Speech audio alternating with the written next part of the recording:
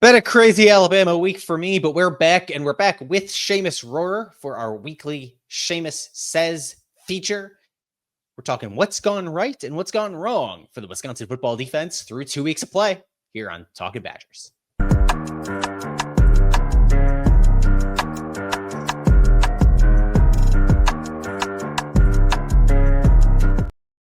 Yes, it is Talkin Badgers, powered by BadgerNotes.com. I am your host, Kedrick Stumbris. You can find me on the website formerly known as Twitter, all the various social medias at Kedrick Stumbris. Follow the podcast at Talkin Badgers, YouTube.com/@Talkin Badgers.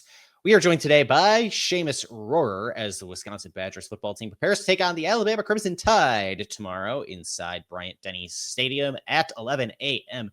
Central Time. Seamus wrote 2 fantastic columns for the site, BadgerNotes.com, earlier this week. Looking forward to talking some Wisconsin football defense.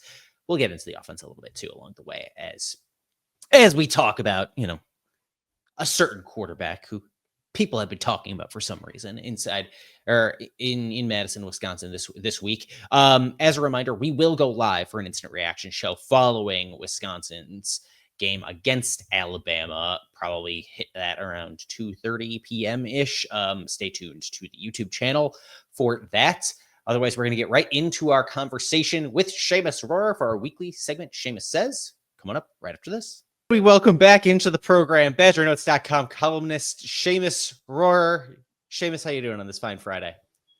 Doing great, Kedrick. It's great to be here as always. Can't believe it's already Bama week and that game's tomorrow, man. Yeah, it's crazy. We were saying time flies, but yeah. It does, and especially because it does feel something like both a lifetime ago and just yesterday when this series was announced back in 2019, and now it's gonna be over. Yeah, I was still in school when it was announced. I forget. I feel like it was maybe maybe later, maybe 2021. I don't know, but I feel like sometimes you get these announcements. It's like, yeah, in 2047, Wisconsin's going to host BYU. No, this kind of snuck up on me, even just in a couple of years. But yeah, I just found it. It was July 29th, 2019. Oh, okay. Huh. So yeah, six years have gone by, and it's finally to the close. And how different the world of Wisconsin football looked then than it does now. Yeah, seriously. So for some odd reason, everybody this week, the last 2 weeks, last 3 weeks, has been writing, talking, chatting about the Wisconsin football offense. I can't quite figure out why. That's been the hot topic. But you wrote this week for the site, not exactly columns in opposition to one another, but dueling columns of sorts, both analyzing where the Wisconsin football defense has shined and where you need some buffing before it shines. We'll put it that way. This week, and I found that very illuminating, particularly who is shining for the team, being it Mason Rohrer, and why Mason Rohrer. I'm going to keep doing that. I've been doing that. Don't worry about it, man. It's taken months. And where he comes in. So when you went back and watched the tape from the game against Middle Tennessee this past week, what did Mason Rohrer show you? Mason Rohrer. Well, let me tell you something too, man. Like, I want people to know this as well. Like, I don't go into these when I'm sitting down and watching tape. I don't go into it being like, all right, I'm going to do a Mason Rohrer breakdown. Like, I really want to focus on Mason Rohrer. No, I just kind of watch the tape and see what stands out to me. And your eyes just drift to him on every play. His get off the edge is so quick. He won. It seemed like 75 to 90% of his pass rush reps. I mean, he's in the backfield constantly. And actually, even on the touchdown MTSU had last Saturday, which I didn't notice this until I went back and did my second column where I kind of looked at where Wisconsin struggled on defense. But even on that touchdown pass, man, he was a half second late, if that, getting to the quarterback Vadiato. So, man, he looks great. And just I was hesitant to believe, some of the hype from camp. Didn't get to see him much in the spring. Didn't really see him in fall, or at least me personally. But man, he looks phenomenal out there, and he really looks like a guy too who's playing like it's his last year of college football, and this is his last chance to make an impact. Every single down, he's going 100%. That motor looks really good. I think I highlighted a play where he just missed a sack, and then he got back up and was the dude that ran Vadiato out of bounds when he was scrambling downfield. So just super, super impressed with what I've seen from Mason Riger. And again, didn't go into watching film or anything expecting to write something about him. He just pops off that tape. As always, you can head to BadgerNotes.com or find both of Seamus's columns we're talking about here linked in the show description, along with the all 22 film clips that he watched are in line in that piece. One of the things we've talked about Mason Riger doing for this team throughout just the time when he committed and through camp was mainly as a third down, go get after him pass rusher. You highlighted as part of the way Wisconsin kind of faltered last year against Alabama, being defending the run, where Alabama ran for 180 yards against Wisconsin inside Camp Randall a season ago. You said Mason Riger is really excelling as a run defender, something that I hadn't, like you said, you don't necessarily go into the tape looking for certain things. That's not something I would have necessarily been looking for when I would go and look at the all 22 of Mason Riger. No, absolutely. I mean, they're playing him in early downs too. I mean, I haven't looked at the actual snap counts, but they got him in constantly. Like he's clearly their top guy out there. They clearly love him on first, second, and third down. And for good reason. He's shown that ability to set the edge in the run game. And I know that, the tackles from Miami of Ohio and Middle Tennessee, they're going to see a different level of competition against Alabama. Although I will say that Caden Proctor and Wilkin Formby, the Crimson Tide tackles, are struggling a little bit themselves. But nonetheless, he's just done a great job getting off blocks, and he's just winning his reps physically.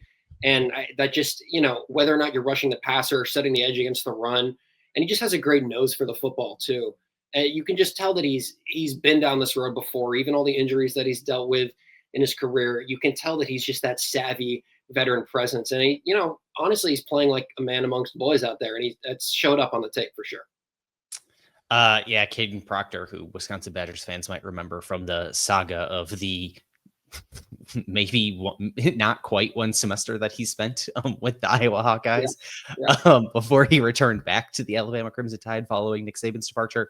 The numbers on him have been less than impressive so far through the season, despite his, I guess, fanfare, his overall reputation as a tackle in college football. So I'm not making a proclamation, but I'm certainly asking the question about whether Wisconsin can get after him a little bit on Saturday. Well, listen, what excites me is that they put Mason Riger on both sides too.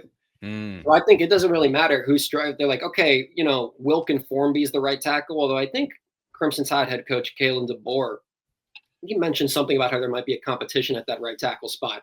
But Formby's given up about 5 pressures, I think, through 2 games. Proctor with 7. I might have flipped those numbers.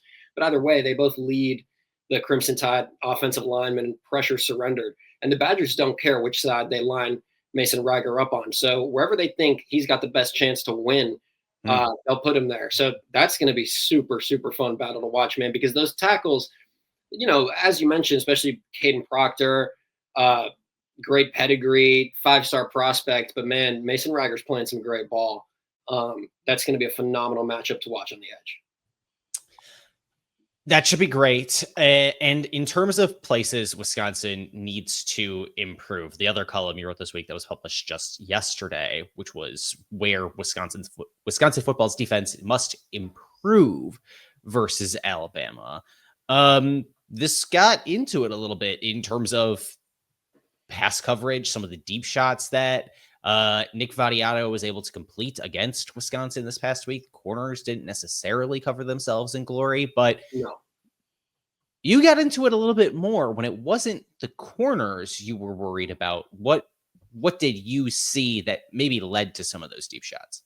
Yeah, 100%. You know, I think on that big deep shot, 37-yard bomb down the sideline to Najee Cox, the one on Rico Hallman that set up, I guess it was just a field goal they got out Yeah. of that drive. But, you know, that was our first drive, and that was a 3rd and 10.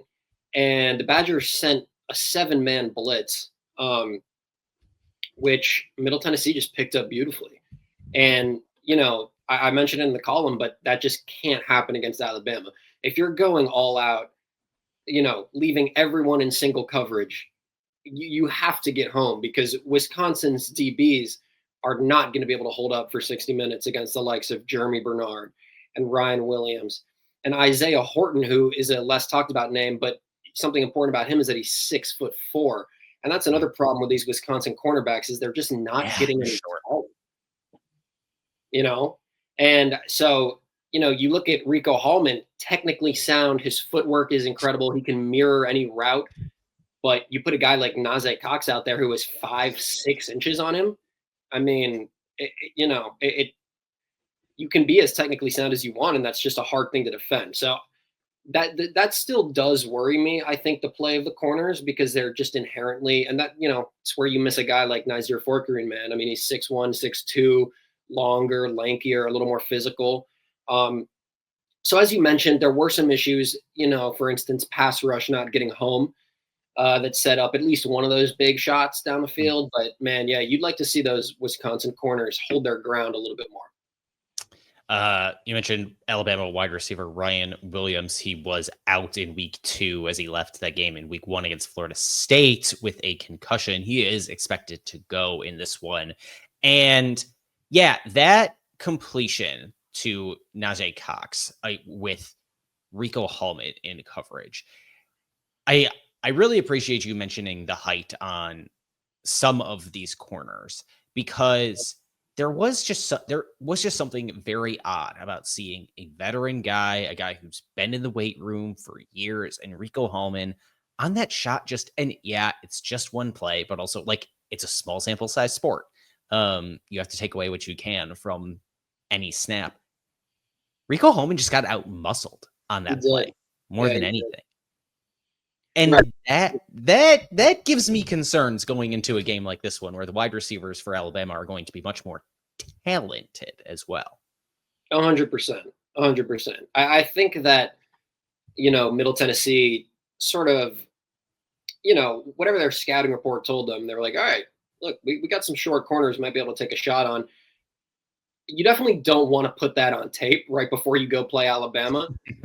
Um, But another thing that came up in my film study, man, Wisconsin refused to respect that deep pass basically until midway through the 3rd quarter, right? I mean, they were playing single high safety man coverage a lot. Like I mentioned on that 37-yard completion on Rico, you know, it was a 7-man pressure. Um, so, you know, they were kind of daring Middle Tennessee to take the shots, and they gladly obliged. And yeah, you definitely want to see Wisconsin's corners improve in that area, especially on a 3rd and long. I forgot that play was on a 3rd and long, but when I went back and watched it on tape, 3rd and 10, man, you just can't. I don't know. I don't know about sending 7 on a 3rd and 10 like that. I know you want to be aggressive, and I know you're playing an overmatched opponent in theory, but man, yeah, that was a hard one to go back and rewatch. And another thing you mentioned in the column is that some of these touchdowns scored by Alabama a season ago. And yeah, the offense is different. Brand new quarterback, brand new offensive coordinator, were scored on chunk plays. You highlight 3 big passing plays, touchdowns of 31, 37, 47 yards. Very different offense under Ty Simpson versus Jalen Milroe, but not exactly the kind of pass defensive performance you wanted to see in week 2 against Middle Tennessee when you're preparing for that. Granted, I think when Alabama was at its best in week 1 against Florida State, it was that scripted first drive, run the ball sequence they had. And it's a little bit hard seeing what they take out of week 2, where Ty Simpson was not taking full reps by the 2nd quarter against ULM. I mean, listen, you're right. He did complete 17 of 17 passes in that game against ULM, though.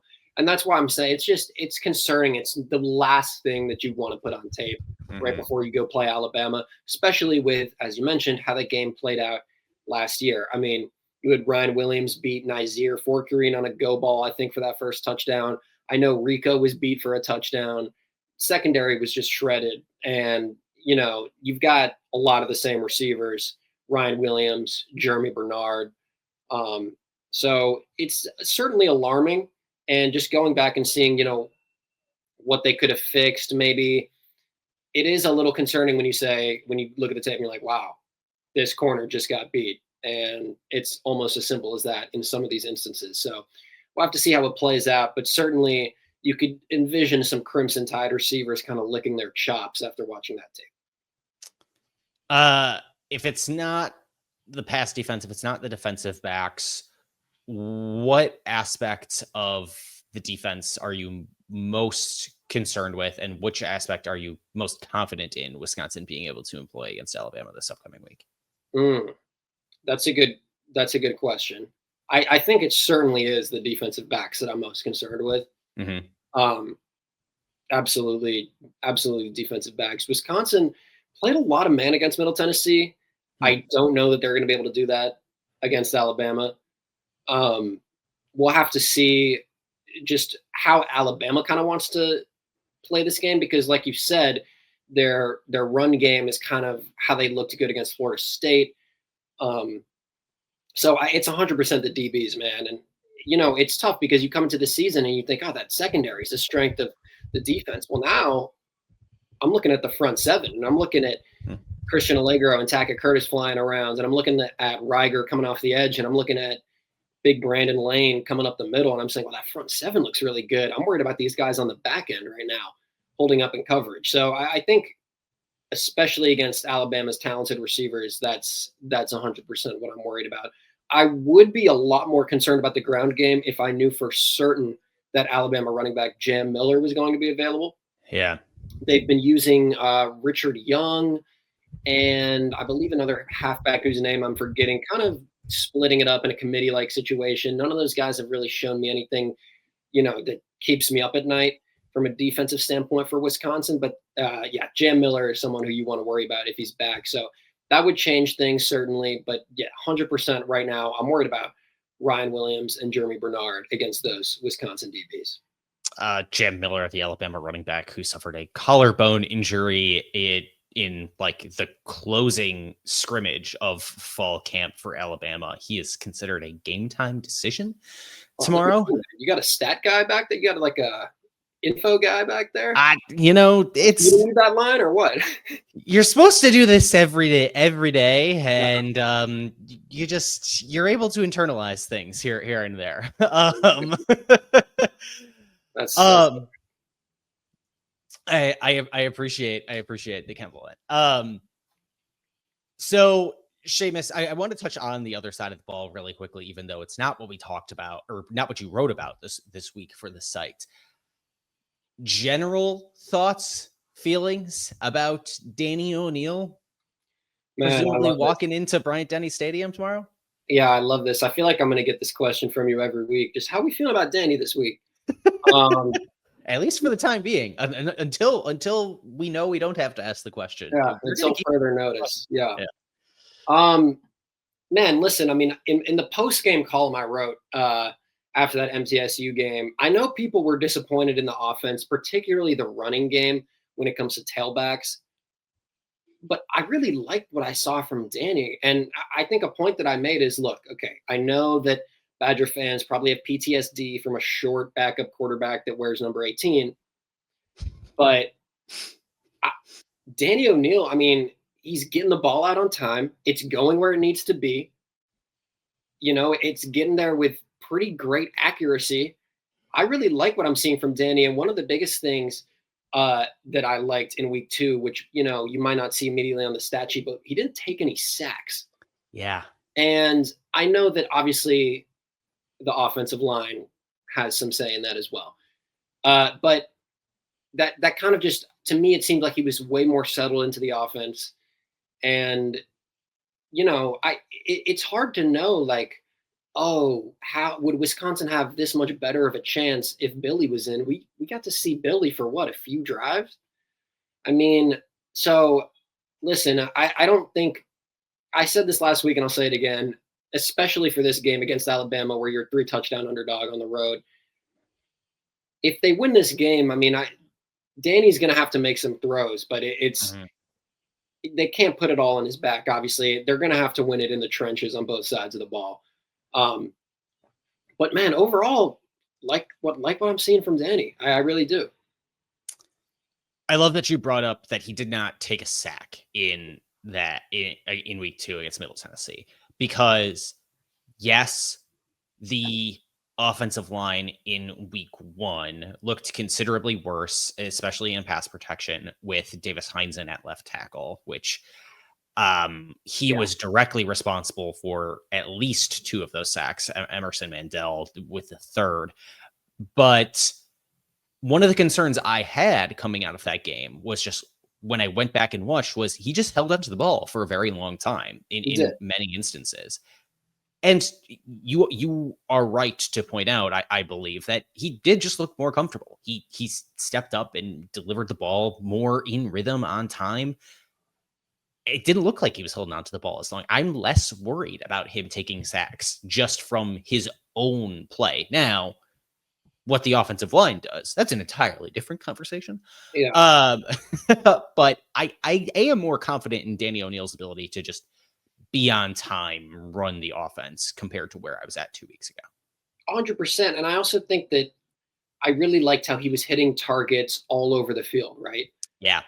A lot of time in some of these, I know Wisconsin runs a pro scheme, but some of these college schemes, it's like, okay, you got one read, just hit your guy. He's going to be wide open down the sideline. Man, he's making throws over the middle, putting some zip on that ball, really quick release too, which a bunch of people noticed on Twitter. Mhm. But man, like throws over the middle on time, throws down the sideline where he's fitting it between the corner and the safety, like that one to Lance Mason. That Mhm. I mean, he made that look pretty easy. Put it right in his face mask, and that was a tough throw, man. That was a big time throw. So, I mean, look, I know it's Middle Tennessee, and I know his receivers aren't going to be that open against Alabama. You've got 2 excellent cornerbacks on each side, Damani Jackson, Xavier Brown. Um, both of whom played very, very well against Wisconsin's receivers last year. Um, but man, I have to like what I have to like what I saw. I This is easily. I mean, the Mountain West does not come anywhere close to Bryant-Denny Stadium. So this is going to be the biggest, loudest, most raucous moment of his college career, and I'm really excited to see how he responds, because if he really is a guy with that sort of that moxie and that, Mhm. like Luke Fickle loves to just call it, oh, he's a ball player, he if he really does have that kind of je ne sais quoi, that confidence about him that you can't teach, it's going to show up. It better show up at least in Bryant-Denny Stadium. Totally agree. And yeah, as I finished watching that game and then sat on it from a week ago, you know, I get, like you mentioned, people had concerns about the offense. It's 14-10 going into half, but if you don't have an incredibly fluky interception, Yeah, we're yeah, talking 14-3, talking maybe 17-3, maybe 21-3, right, right. or And even with the pick, if Luke Fickle doesn't decide to we like kneel it out, let the clock run down at the end of a half when you have a whole minute left. Exactly. Taking Round. 3 timeouts into half. And that's another thing that bothers me, just if you don't mind me interjecting here. Please do, because this was I think my like play, even considering the play on the field, I think that was maybe my biggest gripe coming out of week 2. Well, I understand that you want to beat Middle Tennessee 77 to nothing. I do. I really get it. And I understand that, maybe you should. And I also understand that, there's going to be doubts about the performance when the game is that close at halftime. But if they had played another quarter, Mm. I mean, that it would have been 70 to 10. I mean, they were just completely running away with it. I think people put too much emphasis on when these things actually happen. Like you said, completely fluky pick right before halftime. And that's not to absolve Jeff Grimes or Danny O'Neill or Dylan Jones of the blame on that, but very fluky play. I don't understand why it matters when these things happen. Yes, it was 14-10 at halftime. It was 42-10 by the end of the game. If you just look at the drive charts, like, okay, yes, what if that pick that led to a touchdown came on the last drive of the game, right? Like, would you feel a lot better about the score then if it was 42-3 up until then? I think you probably would. It's a game of drives, and and momentum builds on itself. So I think was an overreaction about how close it was at half, because like I said, man, if they had played another quarter, Wisconsin might have scored 70. Like, they had completely seized control of the momentum. Yeah, and I mean that point where I think it's, when Alabama could come out and smash ULM in the mouth fast and hard, because their top end talent should suffocate anybody in the country. Not anybody, but all of those, lower half of FBS teams and on, where the non-national championship caliber kind of FBS programs really shine against those lower half of the country teams is in their depth more than anything, and their ability for their athletes to put together a full 60 minutes. It's kind of a hypothesis that I have been postulating, a take that I've been marinating on, because we've seen this throughout the country with some of these other Big Ten teams. Washington took a while to pull away from Colorado State in week 1. Iowa, Albany went on a little bit longer than maybe it should have. Now, this take maybe doesn't make a ton of sense considering how Minnesota put the absolute beat down on its week 2 opponent. And I don't think they're a title contender, but I think you are right that, yeah, you want to come out and see it be a little bit less clunky, but they won. If you take out the pick, maybe it looks a little bit better. If you put the pick in a different spot, I love that. You don't even have to take out the pick. Just put it in a different spot. Put it at the end of the game, and Badger Nation feels so much better about that game. And what kind of is what bothers me about the reaction to that game. I really love that counterfactual, because I hadn't actually thought of it yet. Yeah, well, that's what I'm here for, Kendrick. Okay, as we approach the Alabama matchup for Wisconsin, it's about 10:32 a.m. Central Time here on Friday. This game is happening in 24 hours. That's crazy. That does not feel real. I feel like I've been thinking about this game for years, like you've said. I mean, holy cow. Yeah, it does. It certainly does. So, Seamus, we're going to get you on the record. Wisconsin, Alabama. Does Wisconsin win this game? Seamus says absolutely not. They do not win this game, unfortunately. Although, before you let me go, there are a couple of interesting things about Alabama that came up in my research that I want to point out. Things that give me more hope, because even as I sit here today and think that Wisconsin has very, very slim shot to win this game, there are things when I was perusing those first couple of games from Alabama that gave me pause. I don't know if you're aware, Kedrick. I mean, you probably are. Your stat guy probably is, at least. But Alabama only has 1 sack through 2 games. And that sack, by the way, came courtesy of Keon Sabb, their safety. Alabama also has only generated 21 total pressures through 2 games. LT Overton, the D end / edge, he has the most pressures on Alabama with 4. 21 total pressures. For contrast, Wisconsin has generated 40 pressures through 2 games. Alabama, a lot of talk about the undisciplined football they played in week 1, and 73-0 looks real good on the scoreboard in week 2, but Crimson Tide have missed 26 tackles through 2 games. I mean, Nick Saban would have an aneurysm. Can you imagine? Wisconsin has missed 11 tackles. I think in a lot of ways, the Badgers are playing cleaner than Alabama. Now, I'm not saying that translates to a win. In fact, I said absolutely not. They're not going to win this game. But I do think that even though this game is on the road in Bryant-Denny Stadium, I do think the Badgers might have a better shot than they did last year. I'll leave it at that.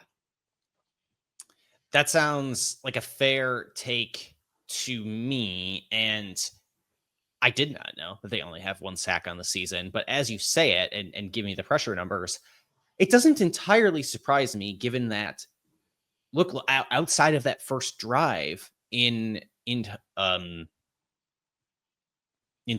in Tuscaloosa. Tallahassee. Yes, thank you. Other T capital. Yeah. Is Tuscaloosa the capital of Alabama? I'm losing my mind. I don't think it is. It's pretty got sure to that's be. Birmingham. I'm pretty sure it's Birmingham. Yeah. That UW education hard at work for you. They got pushed around for most of those 60 minutes against Florida State on both sides of those lines. So that doesn't entirely surprise me. Again, Wisconsin's offensive line hasn't looked fantastic. No. So we'll wait and see. Seamus, thank you for joining us on Talkin Badgers today. We'll catch you back again next week for the Big Ten opener. Yes, Maryland's next week, the Billy Edwards revenge game if he's feeling up for it.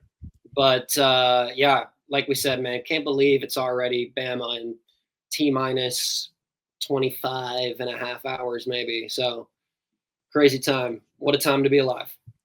What a time to be alive indeed. I, for one, am excited to just talk Big Ten football soon, but that's just me. That's Seamus Rohrer, columnist at BadgerNotes.com. You can read his work breaking down the Wisconsin football defense in the film room on BadgerNotes.com. It'll be linked in the podcast description. Thanks again, Seamus. Thank you, sir.